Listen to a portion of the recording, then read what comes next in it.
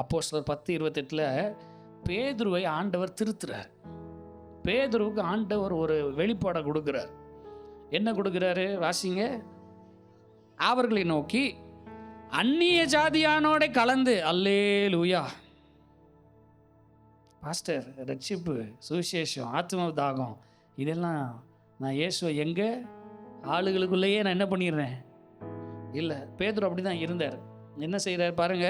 அந்நிய ஜாதியனோடு கூட கலந்து அவனிடத்தில் போக்குவரவாக இருப்பது யூதனானவனுக்கு விலக்கப்பட்டிருக்கிறது என்று நீங்கள் அறிந்திருக்கிறீர்கள். அப்படி இருந்தும், அண்டர்லைன் பண்ணிக்கோங்க, உங்கள் பைபிளில் நல்லா அண்டர்லைன் பண்ணிக்கோங்க. அப்படி இருந்தும் எந்த மனுஷனையும் உங்கள் லைஃப்பில், உங்கள் வாழ்க்கையின் அகராதியில் நீங்கள் எவரெல்லாம் இவன்லாம் பரலோகத்துக்கே வரமாட்டான், இவெல்லாம் கேடு கெட்ட பாவி, இவனுக்கெல்லாம் ரட்சிப்பே கிடையாதுன்னு சொல்லிட்டு நீங்கள் யார் யாரெல்லாம் வச்சுருக்கிறீங்களோ, அல்லது யார் யாரெல்லாம் உங்கள் பார்வையில் அற்பமானவர்களாய் இருக்கிறார்களோ அவர்களுக்காகவும் இயேசு மரித்திருக்கிறார்.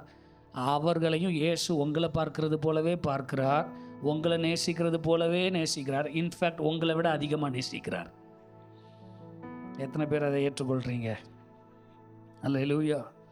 சொல்கிறது பாருங்க. எந்த மனுஷனையும் தீட்டுள்ளவனும் என்றும் அசுத்தன் என்றும் நான் சொல்லாதபடிக்கு யார் காண்பி? இதை சொல்லிக் கொடுத்தது யார்? பேதுருக்கு இந்த பாடத்தை எடுத்தது யார்? ஆண்டவர் காண்பிக்கிறார். விருப்பு வெறுப்பு இன்றி, பக்கத்தில் உங்களை பார்த்து சொல்லுங்க, இயேசுவை எல்லாருக்கும் எல்லா இடங்களிலும் அறிவிக்க வேண்டும்.